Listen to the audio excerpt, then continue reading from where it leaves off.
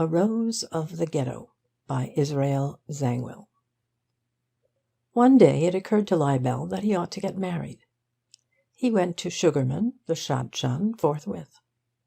"I have the very thing for you," said the great marriage broker. "Is she pretty?" asked Leibel. "Her father has a boot and shoe warehouse," replied Sugarman enthusiastically. "Then there ought to be a dowry with her," said Leibel eagerly. "Certainly a dowry. A fine man like you." "How much do you think it will be?"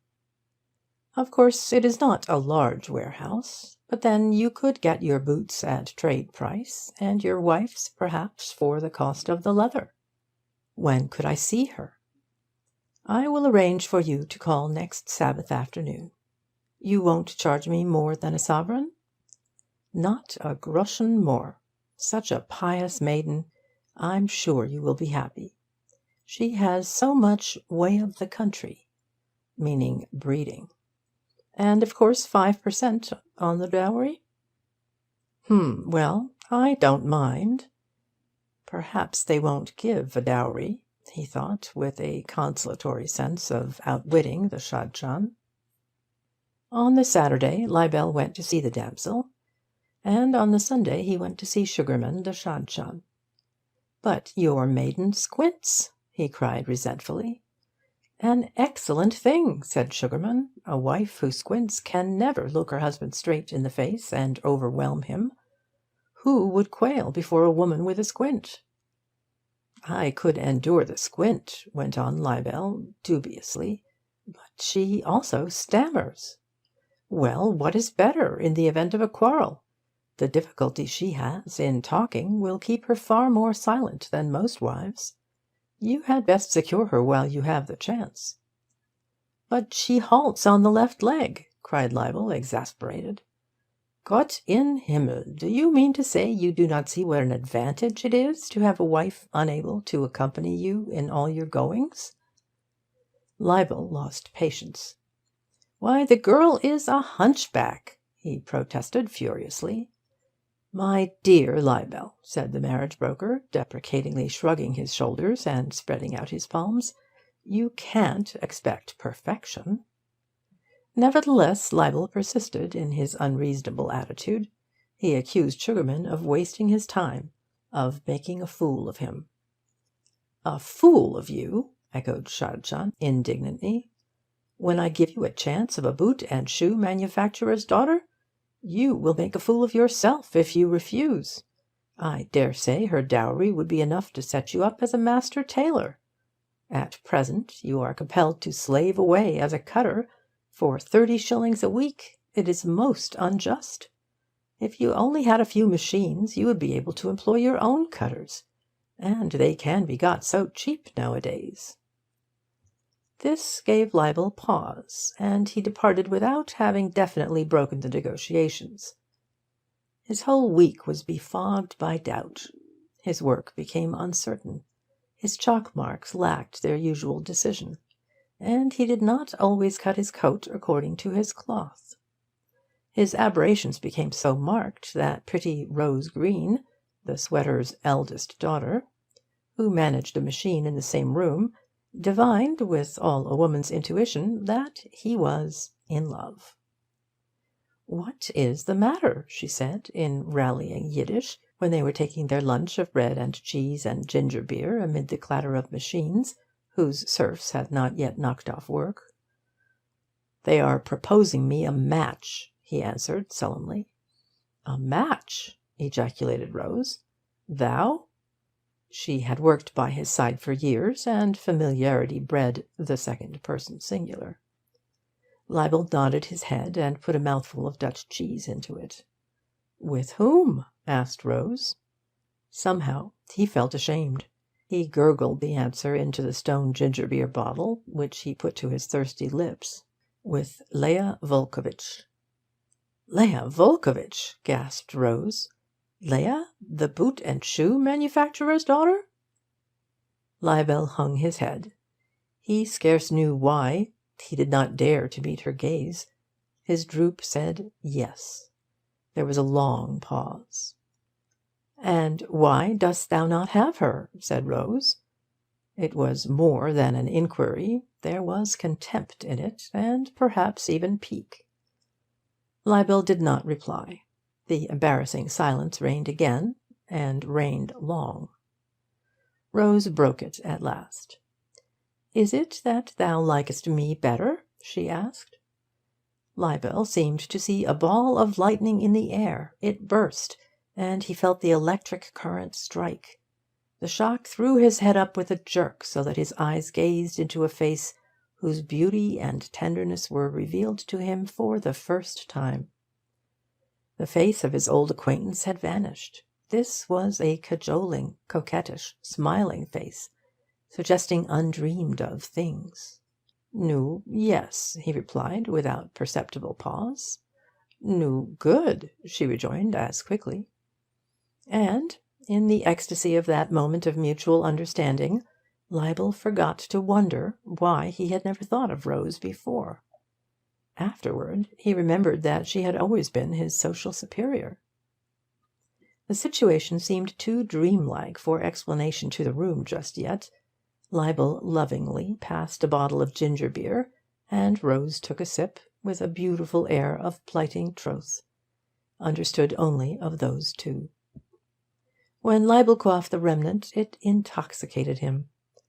The relics of the bread and cheese were the ambrosia to his nectar. They did not dare kiss. The suddenness of it all left them bashful, and the smack of lips would have been like a cannon peal announcing their engagement. There was a subtler sweetness in this sense of a secret, apart from the fact that neither cared to break the news to the master tailor, a stern little old man. Leibel's chalk marks continued indecisive that afternoon, which shows how correctly Rose had connected them with love. Before he left that night, Rose said to him, "Art thou sure thou wouldst not rather have Leah Volkovitch?" "Not for all the boots and shoes in the world," replied Leibel, vehemently. "And I," protested Rose, "would rather go without my own than without thee." The landing outside the workshop was so badly lighted that their lips came together in the darkness. "Nay, nay, thou must not yet," said Rose. "Thou art still courting Leah Volkovitch.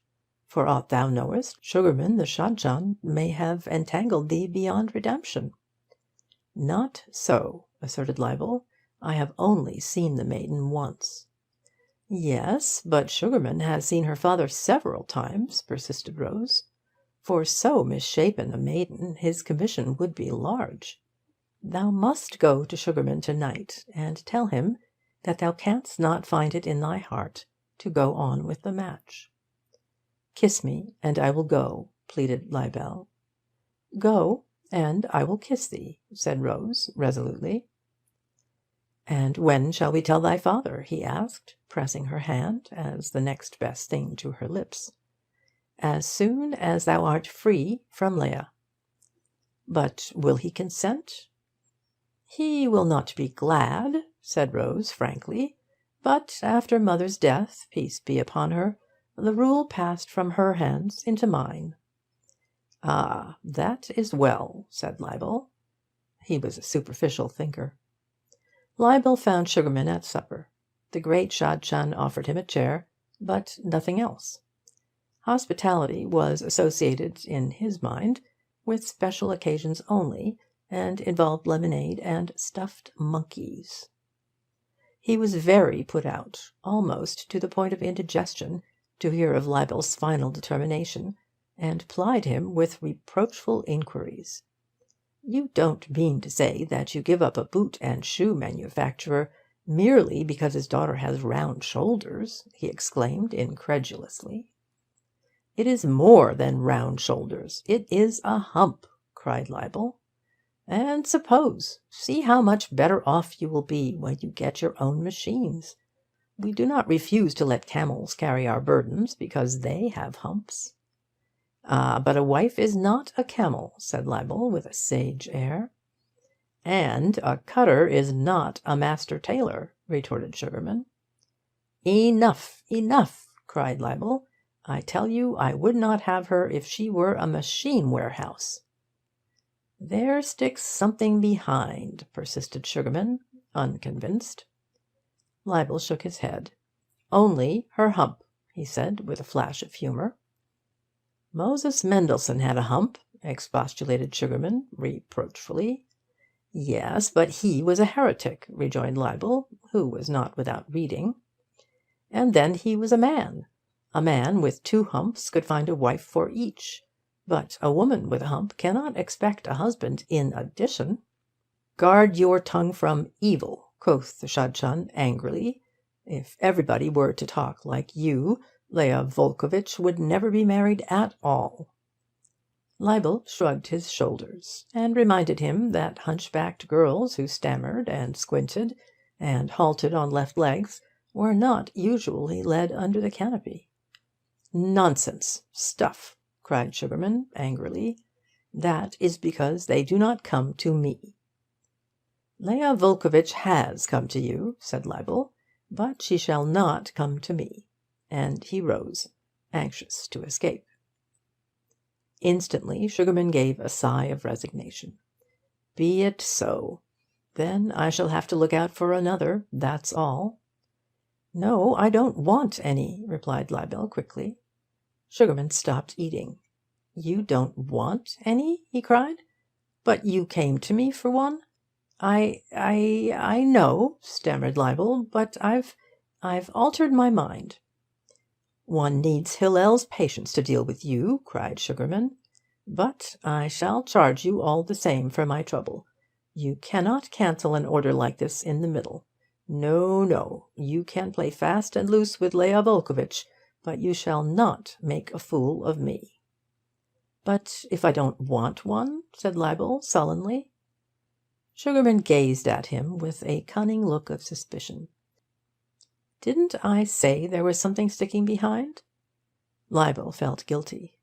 "But whom have you got in your eye?" he inquired desperately. "Perhaps you may have someone in yours," naively answered Sugarman. Leibel gave a hypocritic long-drawn "I wonder if Rose Green, where I worked," he said, and stopped. "I fear not," said Sugarman. "She is on my list. Her father gave her to me some months ago, but he is hard to please.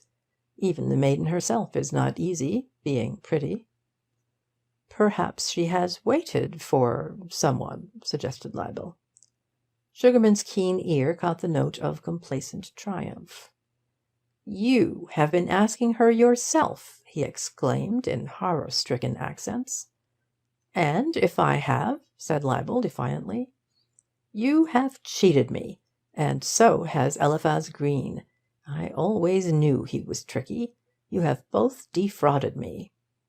"I did not mean to," said Leibel mildly. "You did mean to. You had no business to take the matter out of my hands. What right had you to propose to Rose Green?"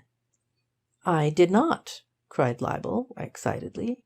"Then you asked her father?" "No, I have not asked her father yet." "Then how do you know she will have you?" I know," stammered Leibel, feeling himself somehow a liar as well as a thief. His brain was in a whirl. He could not remember how the thing had come about. Certainly he had not proposed, nor could he say that she had. "You know she will never have you," repeated Sugarman reflectively. "And does she know?" "Yes, in fact," he blurted out, "we arranged it together." "Ah, you both know. And does her father know?" "Not yet." "Ah, then I must get his consent," said Sugarman decisively. I thought of speaking to him myself." "Yourself?" echoed Sugarman in horror. "Are you unsound in the head? Why, that would be worse than the mistake you have already made." "What mistake?" asked Leibel, firing up. "The mistake of asking the maiden herself. When you quarrel with her after your marriage, she will always throw it in your teeth that you wished to marry her. Moreover, if you tell a maiden you love her, her father will think you ought to marry her as she stands. Still, what is done is done, And he sighed regretfully. "And what more do I want? I love her." "You piece of clay!" cried Sugarman contemptuously. "Love will not turn machines, much less buy them. You must have a dowry. Her father has a big stocking. He can well afford it." Libel's eyes lit up. There was really no reason why he should not have bread and cheese with his kisses. "Now, if you went to her father," pursued the Shadchan, "the odds are that he would not even give you his daughter, to say nothing of the dowry. After all, it is a cheek of you to aspire so high. As you told me from the first, you haven't saved a penny. Even my commission you won't be able to pay till you get the dowry. But if I go, I do not despair of getting a substantial sum, to say nothing of the daughter." "Yes, I think you had better go," said Leibel eagerly. "But if I do this thing for you, I shall want £1 more," rejoined Sugarman. "£1 more?" echoed Leibel in dismay. "Why?" "Because Rose Green's hump is of gold," replied Sugarman oracularly. "Also, she is fair to see, and many men desire her." "But you have always your 5% on the dowry." "It will be less than Volkovich's," explained Sugarman. "You see, Green has other and less beautiful daughters." "Yes, but then it settles itself more easily. Say 5 shillings?" "Eliphaz Green is a hard man," said the Shadchan instead. 10 shillings is the most I will give." 12 and 6pence is the least I will take. Eliphaz Green haggles so terribly." They split the difference, and so 11 and 3pence represented the predominance of Eliphaz Green's stinginess over Volkovich's. The very next day Sugarman invaded the Green workroom. Rose bent over her seams, her heart fluttering.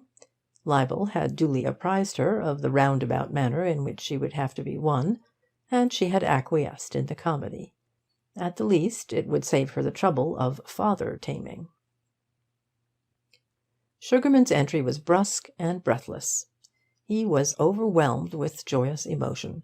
His blue bandana trailed agitatedly from his coat-tail. "At last," he cried, addressing the little white-haired master tailor, "I have the very man for you." "Yes?" grunted Eliphaz, unimpressed. The monosyllable was packed with emotion. It said, "Have you really the face to come to me again with an ideal man?" "He has all the qualities that you desire," began the Shadchan, in a tone that repudiated the implications of the monosyllable. "He is young, strong, God-fearing—" "Has he any money?" grumpily interrupted Eliphaz. "He will have money," replied Sugarman unhesitatingly, "when he marries." "Ah!" The father's voice relaxed, and his foot lay limp on the treadle. He worked one of his machines himself, and paid himself the wages, so as to enjoy the profit. "How much will he have?" "I think he will have £50, and the least you can do is to let him have £50, replied Sugarman, with the same happy ambiguity. Eliphaz shook his head on principle. "Yes, you will," said Sugarman, "when you learn how fine a man he is." The flush of confusion and trepidation already on Leibel's countenance became a rosy glow of modesty, for he could not help overhearing what was being said, owing to the lull of the master tailor's machine. "Tell me, then," rejoined Eliphaz. "Tell me, first, if you will give 50 to a young, healthy, hard-working, God-fearing man, whose idea it is to start as a master tailor on his own accord, and you know how profitable that is." "To a man like that," said Eliphaz in a burst of enthusiasm, "I would give as much as £27.10." Sugarman groaned inwardly, but Leibel's heart leapt with joy. To get 4 months' wages at a stroke! With £27.10 he could certainly procure several machines, especially on the instalment system. Out of the corners of his eyes he shot a glance at Rose, who was beyond earshot. "Unless you can promise 30, it is a waste of time mentioning his name," said Sugarman. Well, well, who is he? Sugarman bent down, lowering his voice into the father's ear. What?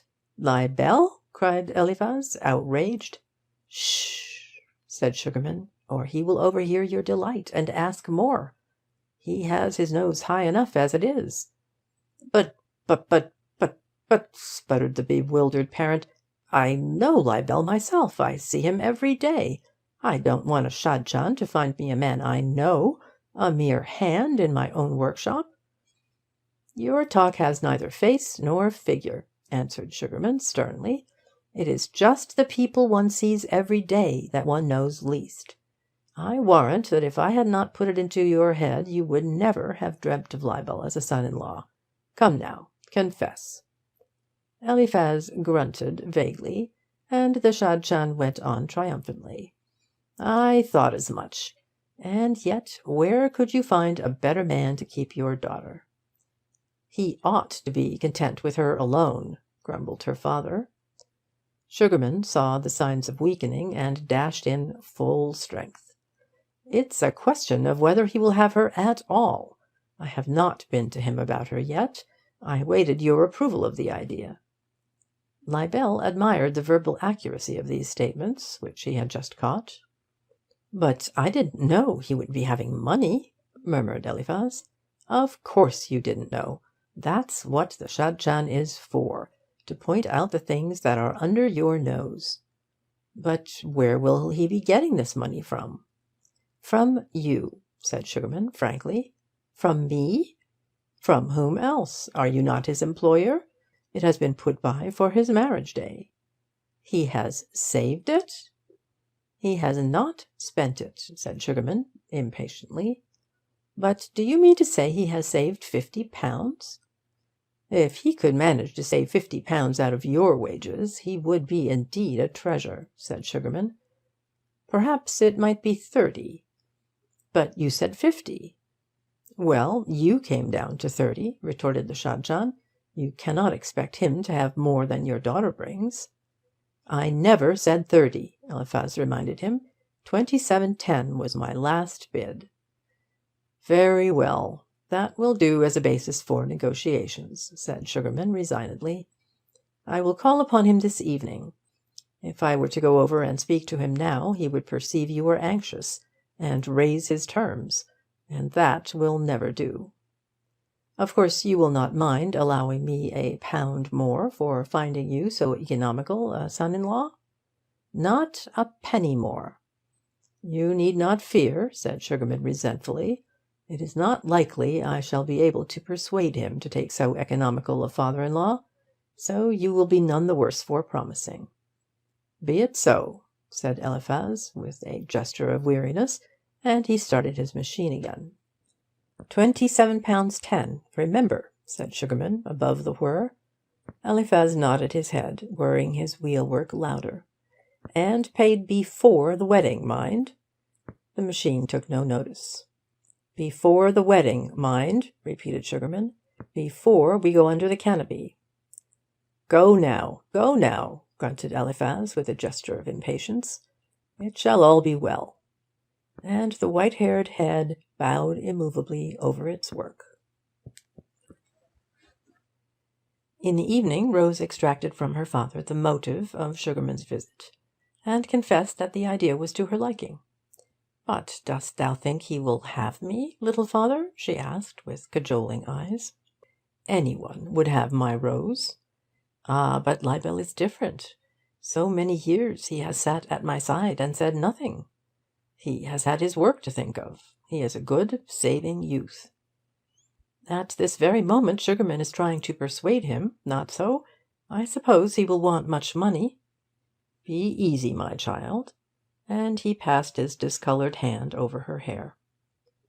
Sugarman turned up the next day and reported that Libel was unobtainable under £30, and Eliphaz, weary of the contest, called over Libel, till that moment carefully absorbed in his scientific chalk marks, and mentioned the thing to him for the first time. I am not a man to bargain, Eliphaz said, and so he gave the young man his tawny hand, and a bottle of rum sprang from somewhere, and work was suspended for 5 minutes, and the hands all drank amid surprise. Sugarman's visits had prepared them to congratulate Rose, but Libel was a shock. The formal engagement was marked by even greater junketing, and at last the marriage day came. Libel was resplendent in a diagonal frock-coat cut by his own hand, and Rose stepped from the cab a medley of flowers, fairness, and white silk, and behind her came 2 bridesmaids, her sisters, a trio that glorified the spectator-strewn pavement outside the synagogue. Eliphaz looked almost tall in his shiny high hat and frilled shirt-front. Sugarman arrived on foot, carrying red-socked little Ebenezer tucked under his arm. Libel and Rose were not the only couple to be disposed of, for it was the 33rd day of the Omer, a day fruitful in marriages. But at last their turn came.